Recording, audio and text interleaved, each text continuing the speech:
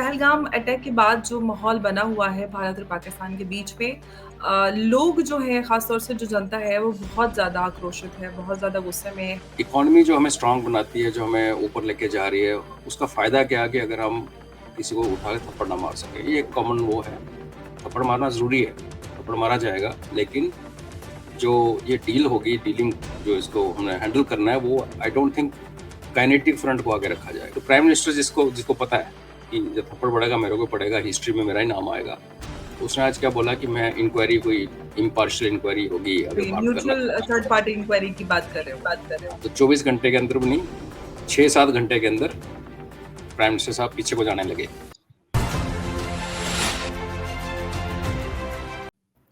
जय हिंद, नमस्कार, मैं अंबर जैदी स्वागत करती हूँ आप सबका एक बार फिर से हमारे आज के कार्यक्रम में। और आज हमारे साथ मौजूद हैं मेरे और आप सबके फेवरेट कर्नल अजय रैना। बहुत-बहुत स्वागत है सर आपका। जय हिंद, नमस्कार। जय हिंद, नमस्कार अम्बर जी, और आपके दर्शकों को भी नमस्कार। बहुत धन्यवाद सर। सर, पहलगाम अटैक के बाद जो माहौल बना हुआ है भारत और पाकिस्तान के बीच में लोग जो हैं ख़ास तौर से जो जनता है वो बहुत ज़्यादा आक्रोशित है, बहुत ज़्यादा गुस्से में है। हालाँकि जो भारत ने एक्शंस लिए पाकिस्तान के खिलाफ जो of course diplomatic actions kinetic का तो इंतज़ार है और जो जनता चाहती है कि कोई काइनेटिक एक्शंस भारत ले। अब इस सब के बीच सर बहुत सारी चीज़ें, बहुत सारे अपडेट्स आ रहे हैं जिसको लेकर ये अंदाज़ा लगाया जा रहा है क्योंकि पाकिस्तान ने भी राजस्थान बॉर्डर पे आर्मी डिप्लॉय कर दी है। टीआरएफ जिसने ज़िम्मेदारी ली थी इस पूरे हमले की, अब वो भी पलट रहा है और हमारे जो इंडियन नेवी है, उसके ऑफ़िशियल ट्विटर हैंडल से भी मिशन रेडी हैशटैग का इस्तेमाल करके कुछ-कुछ सर चीज़ें सामने आ रही हैं जिससे लग रहा है कि कुछ मिलिट्री स्ट्राइक या कुछ हो सकता है।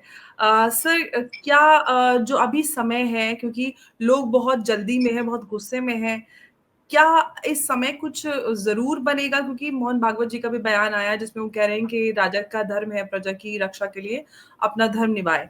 इस सब जी, के जो डेवलपमेंट्स हो रहे हैं, इस सब से आपको क्या लग रहा है सर कि क्या कुछ हम डेवलपमेंट या एस्केलेशन और इसमें देख सकते हैं? अम्बर जी, अगर मैं ब्रीफ एक लाइन में जवाब दूं तो उसका आपका रिप्लाई यही बनता है कि हाँ, काइनेटिक एक्शन होगा, और उससे कुछ रीजंस हैं। एक रीजन तो ये है कि एक प्रेसिडेंट सेट की है दिस गवर्नमेंट ने, और अगर एक गवर्नमेंट दूसरी गवर्नमेंट से डिफरेंट है तो वो ये है कि ये हर बार रिटेलिएट इन्होंने किया है। और चाहे कहने को हम कहें जी तो क्या हो गया, उरी करने के बाद क्या हुआ, बालाकोट होने के, तो अब हमें इसे भी समझना चाहिए कि बालाकोट के 6 साल के बाद अटैक हुआ है, जहाँ पे हर महीने, हर 10 दूसरे महीने, चौथे महीने में चलता था, तो हर चीज़ का इम्पैक्ट होता है। और ये काइनेटिक इसलिए भी ज़रूरी है कि एक, जैसे आपने कहा, देश में काफ़ी इस टाइम गुस्सा है, रोष है, और होना भी चाहिए। और इकोनॉमी जो हमें स्ट्रांग बनाती है, जो हमें ऊपर लेके जा रही है, उसका फ़ायदा क्या है कि अगर हम किसी को उठा के थप्पड़ ना मार सकें। ये एक कॉमन वो है। और मेरा थोड़ा-सा इसके यहाँ पे आके थोड़ा-सा मैं डिफ़र करता हूँ कि कहाँ तक हमारे फ़ोर फ्रंट में क्या होना चाहिए। तो मैं काइनेटिक मीन्स को फ़ोर फ्रंट पे नहीं रखना चाहता। थप्पड़ मारना ज़रूरी है, थप्पड़ मारा जाएगा, लेकिन जो ये डील होगी, डीलिंग जो इसको हमने हैंडल करना है, वो I don't think kinetic front को आगे रखा जाएगा। देखिए, अपने आईडब्ल्यूटी का हमने बंद किया है, उसका असर आपने कल भी देखा होगा। मैं तो चिनाब को 2 बार क्रॉस किया, कल कल भी और आज भी। तो दोनों, परसों और आज भी, तो पानी घटता हुआ क्लियर नज़र आता है, नंगी आँख से देख के, कोई नापने की ज़रूरत नहीं है। और जेहलम में आज पानी खोल दिया, उनकी थोड़ी जी 2 सर, कारें सर मैं जेहलम की बात आपने की, आई एम सॉरी आपको मैं बीच में रोक रही हूँ। सर जो जेहलम में पानी रोका गया और वो उबल रहा है, क्या ये उस मिशन का कोई हिस्सा है कि एकदम से मुज़फ्फराबाद और सब में पानी का स्तर बहुत ज़्यादा बढ़ गया है? बिल्कुल है, बिल्कुल है। क्योंकि जेहलम में क्या है कि जेहलम रिवर उनका है, तो उस पे हम लोग डैम नहीं कंस्ट्रक्ट कर सकते थे, तो हमने उसका, पर जेहलम की एक खासियत ये है कि जेहलम, जैसे आप जानती हैं, बहता हुआ आता है और फिर वो वुलर लेक में एंटर करता है, और ऊपर से सिंधु रिवर आता है, जो इंडस नहीं, सिंधु जो सोनामर्ग के साथ आता है, वो भी वुलर लेक में आता है, और वहां से फिर जेहलम फिर निकलता है। अभी वुलर लेक कोई छोटी सी चांदनी चौक की झील नहीं है, बहुत बड़ा है, दिखने में सुंदर लगता है, बहुत बड़ा है। तो वहाँ हमारा एक तुलबुल प्रोजेक्ट था, उस पर हमने पूरा कर लिया। उसके बाद आगे जब निकलते हैं तो उरी के पास हमारा एक रिजर्वायर है, वो नहीं है, डैम नहीं है, बिकॉज वहाँ पे क्या है कि जो बिजली की वहाँ पे पावर जनरेशन होता है, वो बिल्कुल बॉर्डर से के बगल में होता है। ले ऑफ ग्राउंड ऐसा है कि आप उसको क्योर कर नहीं सकते, क्योंकि वो रिवर हमारा नहीं था। तो हमने क्या स्टांस लिया कि रिजर्वायर में पानी को टेम्पररी रोका, उसको डाइवर्ट किया, लंबी टनल है 20-22 किलोमीटर, और उसके अंदर पावर जनरेट की और सारा पानी वापस आ गया पाकिस्तान चला जाता है। ये अभी तक चल रहा था। लेकिन आज पॉसिबली क्या हुआ है कि उस रिजर्वायर को भी खोल दिया गया, और जो तुलवुल का जो पीछे वुलर का जो आउटलेट है उस पर जो कंट्रोल है वो भी खोल दिया गया, क्योंकि ये स्नो मेल्ट का टाइम है। आपको जैसे पता होगा कि कश्मीर में मानसून वैसे नहीं होती जैसे बॉम्बे में या दिल्ली में या इवन जम्मू में होती है, बिकॉज पीर पंजाल के उस तरफ मानसून बड़ा कम जाता है। तो वहाँ जो पानी जो कश्मीर में है वो बेसिकली स्नो मेल्ट का पानी है, जो पहाड़ों पे बर्फ पिघल के नीचे आती है, और स्नो मेल्ट का ये सीजन है। इस टाइम पानी हमारे पास ज्यादा है, तो इन्होंने खोल दिया। अभी हुआ क्या, उसके ऊपर नीचे जाके जो जेलम के ऊपर डैम है, वो जो मीरपुर में मंगला डैम, जो पाकिस्तान का सबसे ऊंचा डैम है आज की डेट में। भाई देवेन के पास 100 मीटर से ऊपर 2 ही डैम है, तरबेला और मंगला। हमारा हर दूसरा डैम 100 मीटर से ऊपर है। तो उसमें 60% मैं मेरे को जो कंफर्म है, और लोग कहते हैं 80%, पर चलो 60-65% मिट्टी भरी हुई है।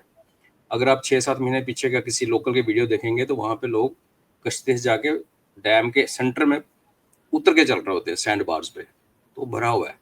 तो वहाँ जो उन्होंने पानी थोड़ा बहुत बचा के रखा हुआ था, पीछे से जिलम पानी आ गया। अब होगा क्या, क्योंकि मिट्टी पहले भरी हुई है, डैम भर गया, इनको पानी खोलना पड़ेगा, इसको रिटेन कर नहीं सकते, और वो पानी बहता बहता finally it will reach ocean. अब जब अगले महीने से खरीफ की फसल, जो पैडी की फसल अभी लगानी है, गेहूं कटा है पूरे पाकिस्तानी पंजाब में, उसके लिए पानी कहाँ से आएगा। तो पहले क्या होता कि स्लो एंड स्टडी जेलम बहता था, थोड़ा थोड़ा पानी लेके आता था, थोड़ा थोड़ा रिलीज करते रहते, भरता रहता था। अभी एकदम से खोल दिया इंडिया ने, और मुझे पक्का पता है एकदम से बंद कर देगा। तो जेलम को हम ट्रिकल पे तो नहीं ला सकते आज की डेट में, क्योंकि उसके ऊपर हमें एक डैम जो रिजर्वायर है उरी वाला, उसको हमें डैम में कन्वर्ट करना पड़ेगा, कुछ और काम करने पड़ेंगे। तो ये आपने जो सही, जो आपका अंदेशा है सही है। जो लड़ाई है वो शुरू हो चुकी है। ये आप हमारे भारतवासियों को समझना चाहिए कि पटाखा चलेगा तो ठा होगा, तो वो लड़ाई वो भी होगी, लेकिन आजकल का ज़माना बदल चुका है। आप देखिए उनका पानी का क्राइसिस इतना मचा है कि आज जो पाकिस्तान मिलिट्री अकेडमी में पासिंग आउट परेड थी, उसमें नवाज शरीफ ने, और उसकी जो बिल्लो रानी बड़ा कूद रही थी कि बिलावल भुट्टो की कि खून पानी बहेगा, बहेगा या इनका खून बहेगा। उनके सिंध में पानी तो आता नहीं, इंडस का पहुंचता नहीं पूरी तरह से, खून बह रहा है। तो प्राइम मिनिस्टर जिसको जिसको पता है कि जब थप्पड़ पड़ेगा मेरे को पड़ेगा, हिस्ट्री में मेरा ही नाम आएगा, तो उसने आज क्या बोला कि मैं इंक्वायरी, कोई इम्पार्शियल इंक्वायरी होगी, अगर बात करना न्यूट्रल थर्ड पार्टी इंक्वायरी की बात कर रहे हो। हाँ, तो 24 घंटे के अंदर भी नहीं, 6-7 घंटे के अंदर प्राइम मिनिस्टर साहब पीछे को जाने लगे। तो वो समझते हैं, क्योंकि जो ऑलरेडी इम्पोवरिश कंट्री है जिसमें खाने पीने की प्रॉब्लम है, और वो देश वडेरों के सिर पे चलता है, वहाँ बड़े बड़े जमींदार हैं जिन्होंने बंधुआ मजदूर बना रखे हैं, पर उनके चूल्हे चलाते हैं। कल आप इमेजिन करिए कि जब पानी चाहिए पानी है नहीं, और जब पानी नहीं चाहिए और अपना पानी आ गया, जैसे आज डाल दिया, अभी गेहूं कट रहा है, और आप इसी तरीके से पैडी के टाइम पे पानी बंद कर दोगे, मानसून आ गया पानी खोल दोगे, तो उनको सबको पता है उसका इम्प्लीकेशन क्या इट इज होगा। Part of the mission. तो लड़ाई शुरू हो चुकी है। रही बात काइनेटिक वाली, अमर जी, तो मेरा ये है मानना है कि जो हमारा ग्राफ इस टाइम ऊपर जा रहा है इकोनॉमी का, उसमें अगर हम फुल फ्लेज वॉर में जाएंगे तो हम अपनी इकोनॉमी को 10 साल पीछे ले जाएंगे। और ये पाकिस्तान तो चाहे ना चाहे आसिफ मुनीर जी जाता है, क्योंकि जो देश के अंदर उनकी जो गड़बड़ी हो रखी है, बीएलए से मार पड़ रही है, केपीके में मार पड़ रही है, और अभी सिंधु वाले भी स्टार्ट हो गए। तो ऐसे माहौल में पाकिस्तान का रिकॉर्ड रहा है कि जब भी ये प्रेशर में आते हैं हमेशा बाहर की तरफ वो पंगा खड़ा करते हैं। और आसिफ मुनीर तो जिहादी, वो जनरल जिया था जिसने इस्लामाइजेशन ऑफ पाकिस्तान आर्मी किया था। उससे पहले पाकिस्तान आर्मी और आर्मी में फ़र्क नहीं था। जिया के आने टाइम पे गुड मॉर्निंग गुड इवनिंग को फिर इस्लामिक ग्रीटिंग्स में शुरू हुआ, फिर सलवार कमीज आनी शुरू हो गई, फिर दाढ़ी अलाउ कर दी।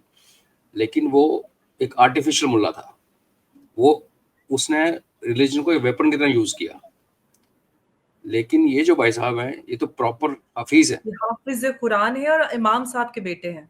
बेटे हैं। हाँ, तो ये तो वही रहे ना कि मरेंगे तो हुरों के पास जाएंगे, कि धरती पे जितनी एंजॉय करनी थी कर ली, एज अभी होगी, अभी मर के चलते हैं दोबारा फ्रेश होके We नहीं need मिट्टी। 72 virgins now.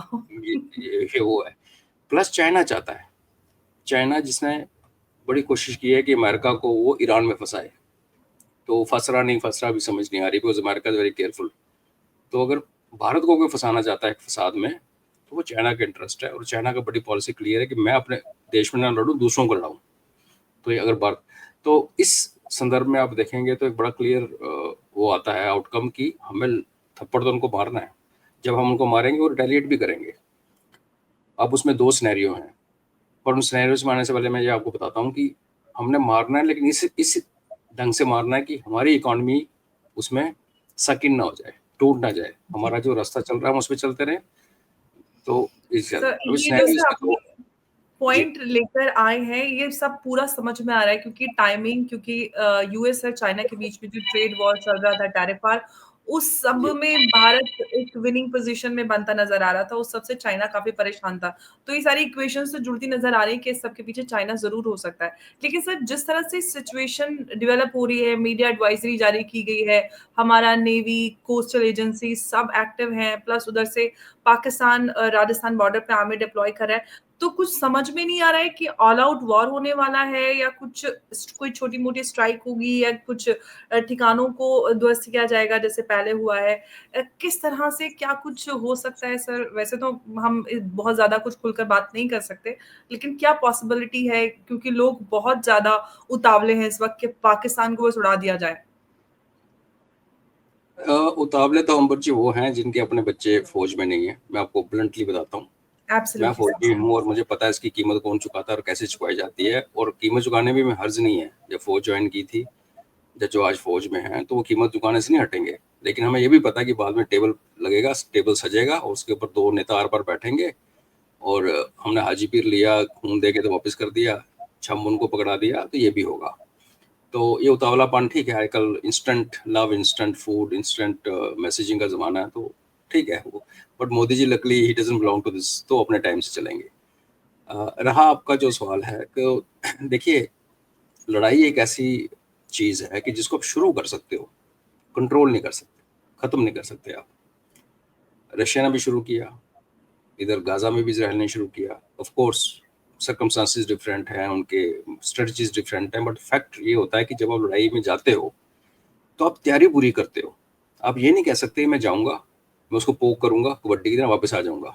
बिकॉज़ आप तो पोक करके वापस आ जाओगे, जब वो आपको पोक करने आएगा तो फिर क्या करोगे? तो वो जो मोबिलाइज़ेशन होती है बॉर्डर पे, वो नेचुरल है, वो भी करेगा, हम भी करेंगे। लेकिन मोबिलाइज़ेशन की कॉस्ट होती है। हमारी कॉस्ट क्या है कि हमें उसकी पेट्रोल, डीज़ल और बेसिकली मूवमेंट का खर्चा है ना? पाकिस्तान को भी वो खर्चा है, उसकी औकात नहीं है पैसा खर्चने की, पेट्रोल डीज़ल की शॉर्टेज है। और सबसे बड़ी उनकी कॉस्ट ये है, जो हमें नहीं लगती, वो ये है, जो हमें नहीं पड़ेगी उसको पड़ेगी, कि अभी तक वो बीएलए से लड़ने के लिए और पश्तून से लड़ने के लिए उन्हें सारा का सारा फोकस वेस्टर्न बॉर्डर पर रखा हुआ था अपने वक्त, और इधर का बॉर्डर प्रैक्टिकली उन्हें छोड़, पता है भारत तो कुछ करता नहीं। अभी हो क्या गया, अब उनकी फौजें वापस आ रही हैं। जब उधर से फौज निकलेगी तो बीएलए वालों को उतना ही स्पेस ज़्यादा मिलेगा, टीटीपी को स्पेस ज़्यादा मिलेगा। तो सर, ये और तो वही वाला हिसाब हो गया कि इधर से गाल से थप्पड़ मर रहा है और आप इस गाल पे हाथ रखे हुए उधर से भी थप्पड़ आने लगा, तो इधर से आ रहा है, तो दोनों तो तरफा से चौतरफा मार पड़ी है पाकिस्तान को। खुद क्रिएट की है उसने सिचुएशन, हमने तो नहीं उनको बोला था ये करो, खुद किया ना। किसी पड़ोसी से उसकी बनती नहीं, ईरान से उसका पंगा, अफगानिस्तान से उसका पंगा। हम कुछ करते नहीं थे कि उनकी टेक्स्ट बुक में हमें दुश्मन नंबर 1 बताया ईरान ने जाता भी है। सर अपनी उधर बॉर्डर पे अपनी आर्मी लगा दी है। हाँ, नेचुरली उनको पता है वो मार पड़ेगी तो भागते हुए इधर आएंगे, तो अंदर उनको कोई लेना नहीं चाहता। ईरान को पता है वो 4 ब्रिगेड जो उसने लगाई है, 3 या 4, वो इसलिए नहीं कि उसने पाकिस्तान पे आक्रमण करना है, मगर उसने लगाई है कि इतना घुसाएंगे ही। सब border. Hmm. Because in virus को कोई चाहता नहीं कि हमारे पास आए। तो जी। मैं एक नेक्स्ट क्वेश्चन से पहले आपको एक सिनेरियो बता रहा था कि 2 सिनेरियोज जो जी। मेरी समझ में आते हैं, हम्म। उसमें हमें हिस्ट्री को देखना पड़ता है। तो अगर आप 71 की वार देखें, जब पाकिस्तान का पुराना करेक्टर देखें, तो पाकिस्तान हमेशा पहल करता है। 71 में भी 3 दिसंबर को उसने एयर अटैक किया था। वो बात लगे कि उससे ऑलमोस्ट 20 दिन पहले हमने बांग्लादेश के अंदर घुस के की बैंड बजाना शुरू कर दी थी। तो वैसे वाला सिनेरियो, जैसे अब नेवी की आपने बात की, हम्म। अगर नेवी ब्लॉकेड करती है जहाँ कराची हार्बर के आसपास घूमने लगती है पाकिस्तान बॉर्डर के पानी से थोड़ा पहले, तो इसका सिंपल या क्लियर ये इंडिकेशन है कि फिर कोई भी ऑयल सप्लाई वगैरह कोई भी उस कॉन्फ्लिक्ट में आना नहीं चाहता। यहाँ तो स्माइली पायरेट्स थे और हूतीज की फायरिंग में कोई नहीं आना चाहता, और वहाँ पे अगर हमारा आईएनएस विराट खड़ा है तो फिर कौन आएगा? और आने वाले सारे कौन है? हमारे दोस्त हैं, चाहे तो यूएई है, जो सऊदी है, तो उनको बहाना चाहिए, तो वो सप्लाई हम्म। खत्म हो। इधर से आपने पानी खत्म कर दिया, ऊपर से आपने इनको मोबिलाइज करवा दिया, उधर का उठा के यहाँ वो मार, वहाँ वेस्टर्न फ्रंट पे उनकी मार पड़नी शुरू हो गई। और जो तेल थोड़ा बहुत जो उन्होंने छुपा के रखा था अपने घर के अंदर, वो लग गया इनके टैंकों को यहाँ लाने में। तो ये पाकिस्तान क्या हो गया, फ्रस्ट्रेट। और जल्दबाजी इसलिए नहीं की जाती कि आप दुश्मन को फर्स्ट पहले उसको आप मेंटली साइकोलॉजिकली हराते हो। अगर आपने दुश्मन को साइकोलॉजिकली हरा दिया तो फिर उसको थप्पड़ मारना, गोली चलाना एक फॉर्मेलिटी होती है। अगर आप स्टार्टिंग से ही वो कर दो जो एक्सपेक्ट करता है और जो चाहता है कि आप करो, तो फिर तो आप उसके हाथ में खेल गए ना। इसलिए एब्सोल्युटली। देशवासियों को सब्र करना पड़ेगा। तो ये सिनेरियो ये बनता है कि इस फ्रस्ट्रेशन में नीचे नेवी का ब्लॉकेट, ऊपर से बॉर्डर की मोबिलाइजेशन होगी, उधर से बीएलए से मार पड़ गई, अंदर पानी तेल सब खत्म हो रहा है। तो हो सकता है कि 71 की तरह पाकिस्तान खुद फ्रंट खोले। तो उसका मजा ये आएगा कि वो फ्रंट खोलेगा, हम पे करेगा, हमारा एयर डिफेंस काफी अच्छा है, फिर हम उसको तो जोर का थप्पड़ मारे कि फिर उठ ना पाए। ये एक सिनेरियो है। दूसरा सिनेरियो ये है कि वो भी नर्व की गेम खेलता है। गेम है नर्व की सारी, कि कितनी देर वो होल्ड करेगा, कितनी देर वो बेइज्जती से सहेगा, इधर से पानी नहीं आ रहा, उधर से तेल नहीं आ रहा, उधर से मार पड़े। आज पिछले 24 घंटे में 15 फौजी मारे हैं बीएलए ने। तो ये एब्सोल्युटली। अट्रिशन रेट बहुत ज्यादा होता है। 15 मतलब आपकी एक प्लाटून ऑलमोस्ट 25 26 30 बंदों की प्लाटून आधी खत्म होगी। तो इस सिनेरियो में ये हो सकता है कि अगर पाकिस्तान होल्ड करता रहे और फिर वो मोमेंट आ जाए जब हमें लगे कि अभी, क्योंकि हमारा लड़ना अपनी चूजिंग टाइम और प्लेस हमारी चूजिंग का है, फिर हम करें, लेकिन हम इतना ना करें जितना उसमें किया, जितना जब उसने शुरू किया था। तो हम थोड़ा बहुत करें जो दिखाना होता है, जैसे मैंने कहा, उसमें फिर वो रिटेलिएट करेगा। तो अगर उसकी रिटेलिएशन आई खतरनाक, जैसे आपको पता जब बालाकोट में हम गए, उसने जहाज भेजे, हमने उनका F-16 मार गिराया, तो वो चला गया वापिस, खत्म हो गई बात। अगर वो थोड़ा सा बढ़ चढ़ के सुसाइडल पाथ पे आ गया तो फिर हम उसको इतना मारे एक गो में कि फिर वो उठ ना पाए। तो इन दोनों सिनेरियो का पॉसिबिलिटी है। और इसके लिए जो मोबिलाइजेशन आपको दोनों तरफ से दिखेगी, आपको प्रिपरेशन भी दोनों तरफ दिखेगी। बट वो बात अलग है कि नेवी के जहाज लेके वहाँ घूमना और वहाँ बैठना 1 महीना 2 महीना हमारी कैपेबिलिटी में है, उनके में नहीं है। तो पाकिस्तान आज की डेट में वीक दुश्मन है। और नेवी की बात आपको हमें ये भी समझना चाहिए, शायद हमारे देशवासियों को पता नहीं होगा, आज तक हमने भारत और 71 के बाद नेवी का रोल नहीं देखा। लेकिन जब ऑफ विजय चल रहा था कारगिल का, एयरफोर्स भी एक्टिव थी और आर्मी भी थी, तो नेवी ने कराची का ब्लॉकेड लगाया था। और बहुत सारे नेवी वाले अफसर कहते हैं कि तुम लोग लड़ लेते हो, हमें मौका नहीं मिलता। मुझे लगता है इस बार मौका आपको ज्यादा मिलेगा, मिलना भी चाहिए, बिकॉज फ्यूचर तो वो वॉर्स नज़र आ रहा है कि इस बार नेवी फुल ऑन एकदम चार्ज नज़र आ रही है, ट्वीट्स आ रही हैं और कोस्टल एजेंसीज एक्टिव है, तो लग रहा है कुछ नेवी को बड़ा किरदार मिलने वाला है इस बार। आर्मी के मुकाबले नेवी की वॉर देश के लिए सेफ इसलिए होती है कि आप एक डिस्टेंस से लड़ते हो। वेराज आप जब इन्फेंट्री, आर्मर्ड इन्फेंट्री आर्टी जब दुश्मन के इलाके में घुसती है तो नेचुरली फिर कैजुअलिटीज भी होती हैं। कैजुअलिटीज नेवी वॉर में भी होती हैं, लेकिन कैपेबिलिटी जो डिफरेंशियल है हमारा आर्मी टू आर्मी, पहले 2 या 3 दिन के लिए डिफरेंशियल ज़्यादा नहीं है। क्योंकि अगर हमारी उनके 3 गुना बड़ी फौज है तो हमारे पास एरिया तो 3 गुना है ना। हमारे दुश्मन तो जहाँ बांग्लादेश बैठा हुआ है, चाइना बैठा हुआ है। तो मैन टू मैन कुछ दिन, 2 या 3 दिन के जो फर्स्ट 2 3 दिन का कॉन्फ्लिक्ट है, उसमें हमारा एयर आर्मी का आप समझ लीजिए कि पैरिटी है। पैरिटी मतलब हम सुपीरियर है बट गैप ज़्यादा नहीं। एयरफोर्स का भी ऐसे, नेवी में हमारा उनके गैप बहुत ज़्यादा है। तो अगर इस वॉर को या इस कॉन्फ्लिक्ट को या थप्पड़ मारने की कार्रवाई को नेवी लीड करती है तो वो एक अच्छी स्ट्रेटजी होगी।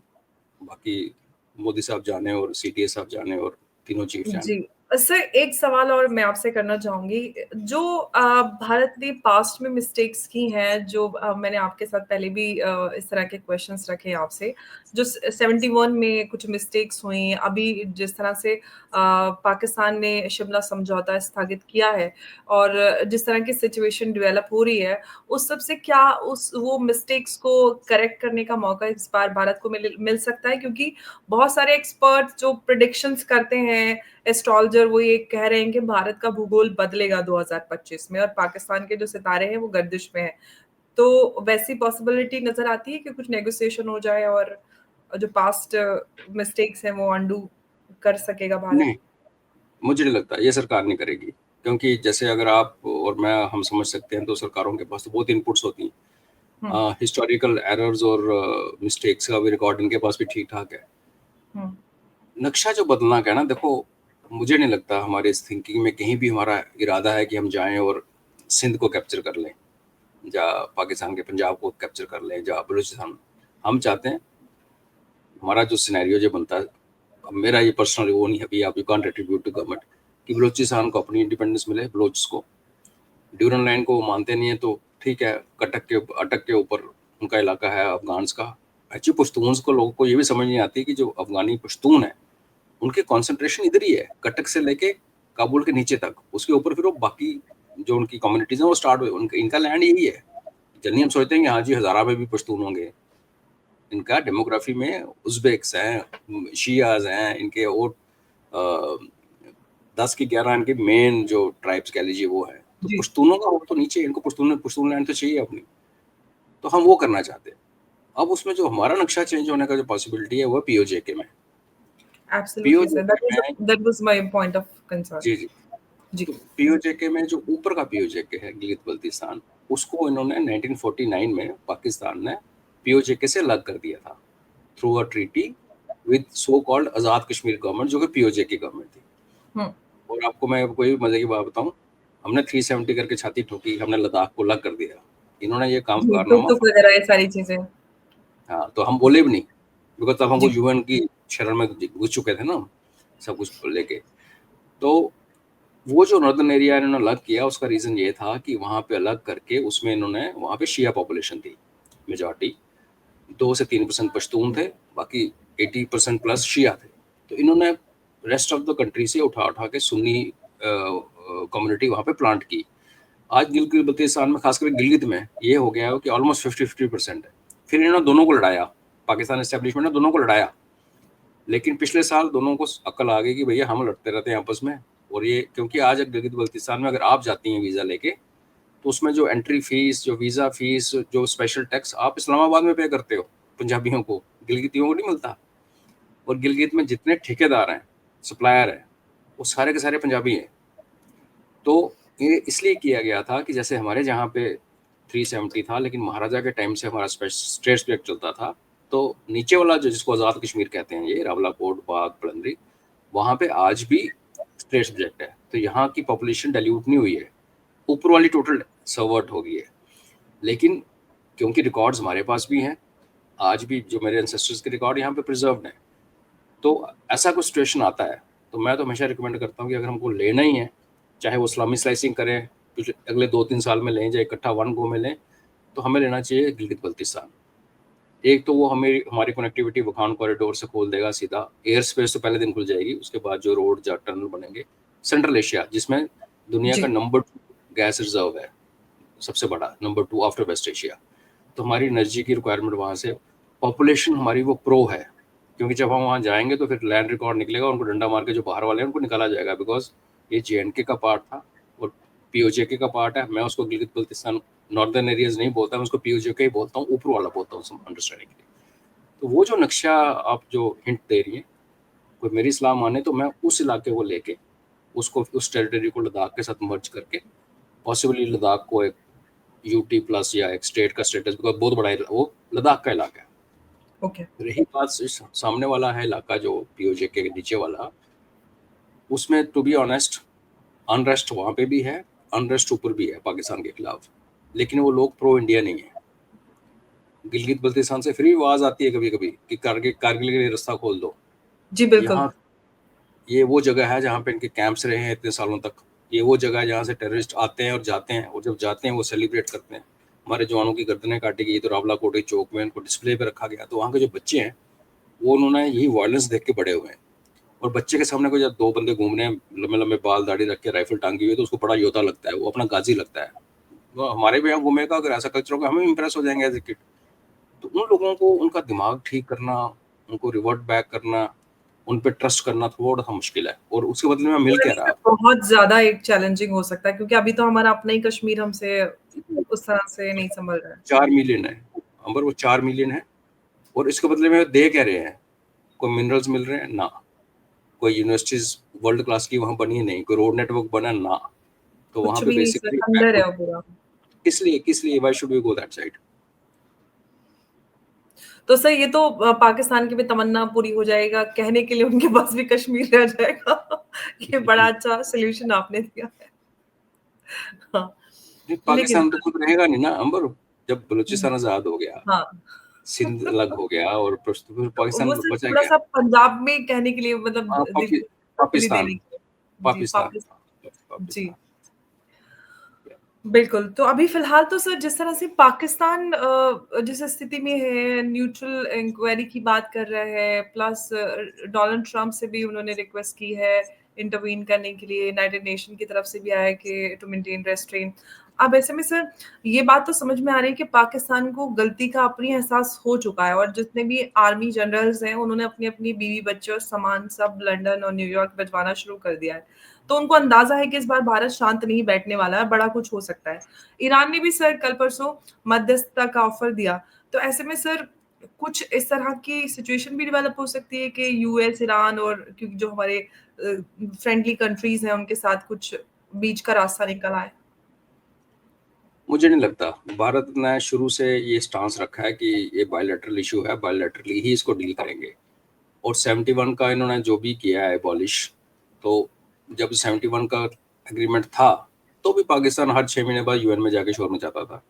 तो भी इमरान खान ने जाके ट्रंप को कहा था यार कुछ करो, तो इन्होंने तो उसको फॉलो किया नहीं। 71 हम ही फॉलो करके बैठे हुए थे। तो मुझे लगता नहीं और होना भी नहीं चाहिए, we should not be talking to them. और जब मैं ये कह रहा हूँ कि जब वो एंटिटी पाकिस्तान नाम की जब चीज़ बचेगी नहीं, तो फिर कौन सी बातचीत और कौन सी क्या। तो और उसको तोड़ने के लिए काइनेटिक मीन्स, मैं अभी फिर कह रहा हूँ, काइनेटिक मीन्स में भी सेकंड थर्ड प्रायोरिटी पे है। तो उसको हम वैसे तोड़ देंगे। पानी बहुत बड़ा इशू है। ब्लॉकेट लगा के तेल रोक दोगे तो इनके साइकिल पे कहाँ जाएंगे ट्रेड ये। रूट्स है सर, एक तो वैसे ही वहाँ पे इकोनॉमिक क्राइसिस है प्लस ट्रेड और ये सब थोड़ा उस पे भी बिल्कुल। असर पड़ता है। या तो तो ये सर कई सारे एक्सपर्ट की तरफ से ये सुझाव आ रहे हैं जो हमारे आर्मी और डिफेंस एक्सपर्ट्स हैं वो ये कह रहे हैं कि पाकिस्तान को कि जो ऑक्सीजन पाइपलाइन है उसको ब्लॉक ब्लॉक करना चाहिए। जो ब्लॉकेड है वो इतना ऐसा होना चाहिए कि उस पे इकोनॉमिकली लंबा एक गहरा असर पड़े और पाकिस्तान को तोड़ा जा सके। जैसे कि आपने कहा कि काइनेटिक तो सेकंड थर्ड उस पे आता है और उसमें वायलेंस है, उसमें भारत का भी अपना एक बड़ा नुकसान है। हम सिंस ग्रोइंग इकोनॉमी है, तो हमारे पास अल्टरनेट मीन्स एंड मेजर्स हैं जिसका इस्तेमाल करके हम पाकिस्तान को चोक कर सकते हैं। जी बिल्कुल एब्सोल्युटली। और उसमें एक मैं कैवेट आपको दे दूं कि जो सेकंड या थर्ड प्रायोरिटी पे आ रहा है काइनेटिक, बट जो काइनेटिक जब स्टार्ट होगा वो एंड कहाँ होगा उसको प्रेडिक्ट करना थोड़ा मुश्किल है। सर ये मैं आपसे एक सवाल ये बहुत देर से मैं सोच रही थी लेकिन आप खुद मैं थोड़ा-सा स्किप हो गया था, आपने बोल दिया तो मैं अब पूछ लेती हूँ। सर बहुत सारे सवाल उठते हैं कि पाकिस्तान और भारत दोनों ही न्यूक्लियर कंट्रीज़ हैं, न्यूक्लियर पावर्स हैं, दोनों भिड़ेंगे तो ये हो जाएगा, वो हो जाएगा। सर अगर न्यूक्लियर पावर्स दो ऑल आउट वॉर में आते हैं, तो क्या सर विनेबिलिटी इसमें ज़्यादा लगती है? क्या भारत पाकिस्तान का तो छोड़ो सर क्योंकि पाकिस्तान के पास भी जो भी है पाव-पाव किलो, आधा किलो कितने भी उनके पास बॉम्ब भी हैं। तो ये कितना वायबल लगता है सर आपको?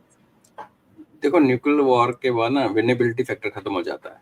न्यूक्लियर जी। वॉर के बाद जो मैटर करता है उसको कहते हैं सर्वाइवेबिलिटी, कि बचा कौन।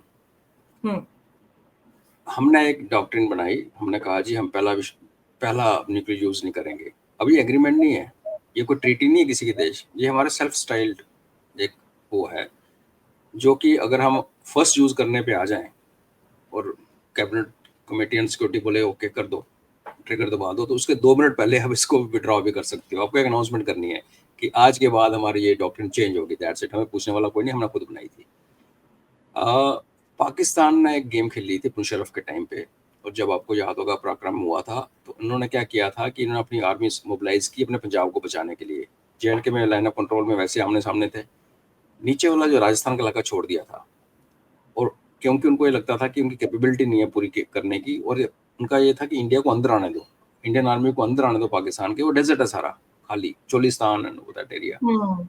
जब अंदर आएंगे तो हम जो पाव आधा किलो वाला जिसको आप कह रहे हो, वो टैक्टिकल न्यूक्लियर वेपन्स हैं, जिसका 4 से 5 किलोमीटर में इम्पैक्ट आता है और फिर स्लोली स्लोली वो 15-20 किलोमीटर तक फैलता है, but much better than big nuclear bomb. तो उनका यह था कि हम इनको न्यूक मारेंगे और बोलेंगे कि देखो हमने तो अपने देश के अंदर मारा है, अपने देश के अंदर आप जो मर्जी करो। तो हुँ। भारत ने अपनी न्यूक्लियर पॉलिसी चेंज की थी। उन्होंने उसमें ऐड किया था कि भारतीय सैनिकों के ऊपर दुनिया में कहीं भी अगर न्यूक्लियर अटैक किया जाएगा तो इसको देश के ऊपर न्यूक्लियर अटैक माना जाएगा और उसकी रिटेलिएशन होगी। तो अगर पाकिस्तान ये समझता है कि हमारी कोई आर्मर्ड फॉर्मेशन या एक डिवीजन अंदर घुसती है और उसके ऊपर वो टैक्टिकल न्यूक्लियर मारेगा, तो उसके बाद पाकिस्तान 10 मिनट के अंदर, हमारा I can tell you with surety, map से खत्म हो जाएगा। इट विल बी तो उस सर इरेज्ड। अब ये भी सवाल खत्म हो जाता है कि पाकिस्तान वो पाव-पाव भर के बॉम्ब सिर्फ़ अलमारी में ही सजा के रखने वाला है, उससे ज़्यादा कुछ उनके उसका उनके इस्तेमाल पास हो नहीं हैं भी हैं, उनके पास हैं भी हैं, ये भी बहुत बड़ा डाउट है। क्योंकि पाता। कन्वेंशनली इनके वेपन्स जो हैं ये 3 जगह पे उन्होंने डिस्ट्रीब्यूट किए होते हैं। एक हथियार और को सर जमा उसके बनाने कोड्स भी एक आर्टिकल था जिसमें बताया गया था कि कोड्स जो है वो सऊदी अरेबिया के पास है जितने भी इनकी वेपनरी है उसके। हम ज कई हमारे में से काफ़ी लोग मानते हैं कि जो 3 कंपोनेंट एक हथियार बनाने के लिए, एक बॉम्ब बनाने के लिए चाहिए, उसमें से एटलीस्ट 1 या 2 कंपोनेंट पॉसिबली तीनों सऊदीज़ में, सऊदी अरबिया के पास है। बिकॉज़ सऊदी अरबिया के ऊपर प्रेशर है कि अगर यूएस ईरान से भिड़ता है, ईरान ने क्लियरली बोल रखा है कि मेरे को मारोगे तो मैं इज़राइल को तो तबाह करूँगा, यूएस तक तो पहुँचूँगा नहीं पहुँचूँगा, मैं सऊदीज़ को उड़ा दूँगा, ऑयल वेल्स को उड़ा दूँगा। तो सऊदी जिसने यूएस की डॉलर को दुनिया में चलाने की मदद की है, तो वो डिमांड कर रहा है कि मुझे न्यूक्लियर वेपन चाहिए सेफ्टी के लिए। तो उसको लगता है कि मेरे पास न्यूक्लियर होगा तो ईरान मेरे पे नहीं आएगा। ईरान अभी डिक्लेयर न्यूक्लियर नहीं है। तो वो एक लॉजिक बनता है कि यहाँ पे दहशतगर्दों के हाथों में आने की पॉसिबिलिटी है। Saudi is now on progressive रास्ते पे चल चुका है, एमबीएस के नीचे खुल रहा है, लेडीज को अच्छा ट्रीटमेंट मिल रहा है। तो लॉजिक बनता है कि आप नए वेपन्स बनाने के बजाय जो बने बनाए और जो खतरे में हैं उनको उठा के सऊदीज को दे दो। सऊदीज जो हाँ, तो गार्डियन सर है। मैं डीन्यूक्लियराइज़ेशन ऑफ पाकिस्तान पे ही आने वाली थी। पॉसिबल है सर अभी इस सिचुएशन में? बड़ा मुश्किल है कहना, क्योंकि देखिए ये जो पिछले साल इनकी गाड़ियां आई थी 30, जब जब डेरा गाजी खान के न्यूक्लियर यूरेनियम जी, एक्सट्रैक्शन प्लांट वो खत्म हो चुका है, उसमें आग लगी थी। जी। अगर हम ये मान के चलें कि उस दिन सारे के सारे हथियार उठा के चले गए या उनके कुछ कंपोनेंट लेके चले गए, तो एक साल में पाकिस्तान एक आधा न्यूक्लियर वेपन बना सकता, वेपन एक तैयार कर सकता है। बिकॉज इनरिचमेंट में बहुत टाइम लगता है, हमारी भी कैपेबिलिटी इतनी है, ऑलमोस्ट एक साल लगता है एक बॉम्ब बनाने में। तो जब डी न्यूक्लियरेशन की बात करते हैं, ये वो देश है जो कि झूठ बोलने के कैपेबल भी है, जो ये कह सकता है कि हमारे पास है नहीं।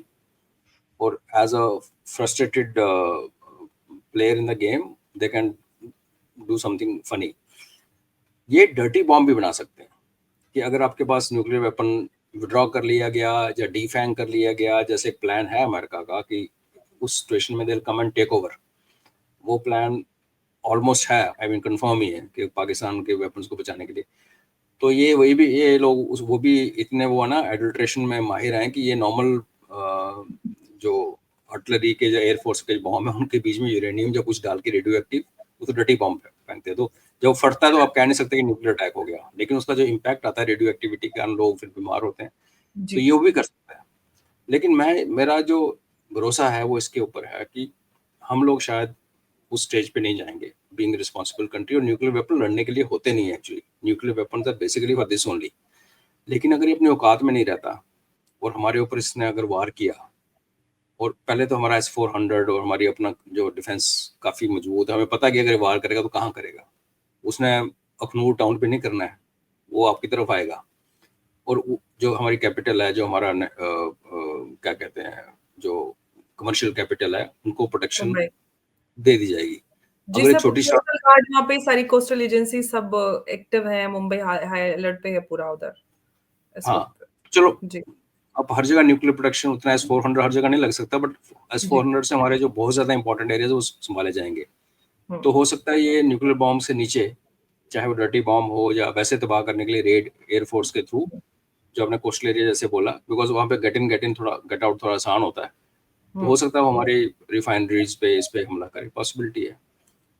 जब भी हमारी कोई ऐसा टारगेट हिट हुआ अंबर, जिससे हमारा नेशनल लॉस होगा, तो उसका रिटेलिएशन बहुत हैवी होगा।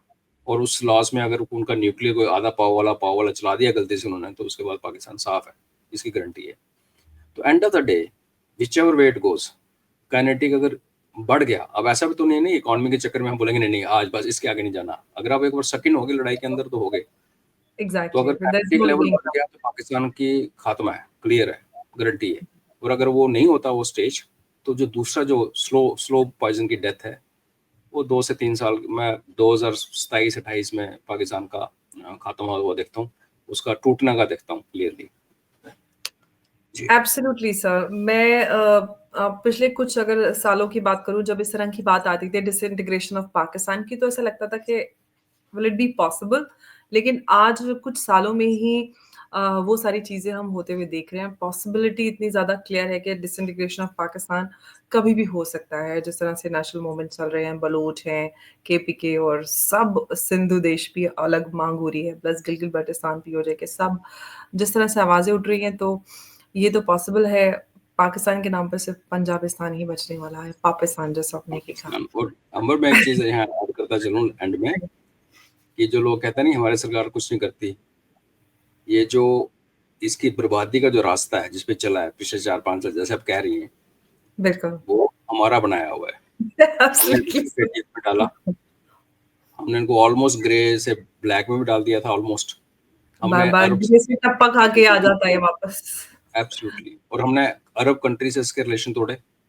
हुँ। आज चाइना जो वही इसका बात सबसे बड़ा इस्लामिक वर्ल्ड में ही सर पाकिस्तान की वो अहमियत नहीं रही जो हुआ करती थी। खत्म हो गई। किया ना, फिर किसने किया? हुँ, अपने आप नहीं हुआ ना। एब्सोल्युटली हुँ, और आज की खबर देखें आप, चाइना जो इसका बाप है, वो उसने कैलाश मानसरोवर का इनवाइट कर दिया कि आइए आप, जैसे पहले आते थे, बंद हो रखा था। हुँ, तो और चाइनीज़ आर्मी पीछे हटी हुई है। तो ये किसने किया? तो हम लोग थोड़े-से उतावले हैं, वो इंस्टेंट फूड और इंस्टेंट वाला वो इश्यू है। तो देशवासियों थोड़ा सब्र रखो। चाणक्य ने कहा था और उसको sun Tzu बाद में कॉपी करता है कि लड़ाई वही जीतनी चाहिए जो बिना लड़े जीत सको।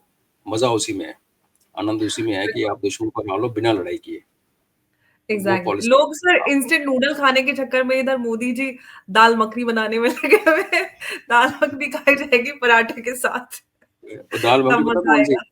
दाल मखनी भी कौन-सी जो रात को चढ़ाते हैं पीतल के ओवरनाइट वाली एकदम जो स्लो आँच पे लकड़ी पकती में है पूरी रात उस पे चलती है, और दम मज़ा लगता है। आता है वो उसको खाने में। या नान के साथ जब खाते हैं उसको राइस के या साथ, किसी भी खा लो मज़ा आ जाता है। तो एब्सोल्युटली। वैसे ही दाल कुछ पकने वाली है तो थोड़ा सब्र रखें, ज़रूर कुछ ना कुछ एक्शन पाकिस्तान के खिलाफ सरकार लेगी क्योंकि इस तरह से सारे संकेत मिल रहे हैं। अब मोहन भागवत जी की तरफ से जो बयान आया उससे भी साफ ये समझ में आ रहा है कि ज़रूर पाकिस्तान के खिलाफ कोई ना कोई काइनेटिक एक्शन ज़रूर लिया जी, जाएगा। सर बहुत-बहुत धन्यवाद आपका हमारे साथ आज की इस अहम चर्चा में जुड़ने के लिए। आपने इतने सारे सवालों के इतने सारे खुलकर जवाब दिए। बहुत-बहुत शुक्रिया। नमस्कार, जय हिंद, जय भारत। नमस्कार, जय हिंद, जय Bharat. Thank you so much sir.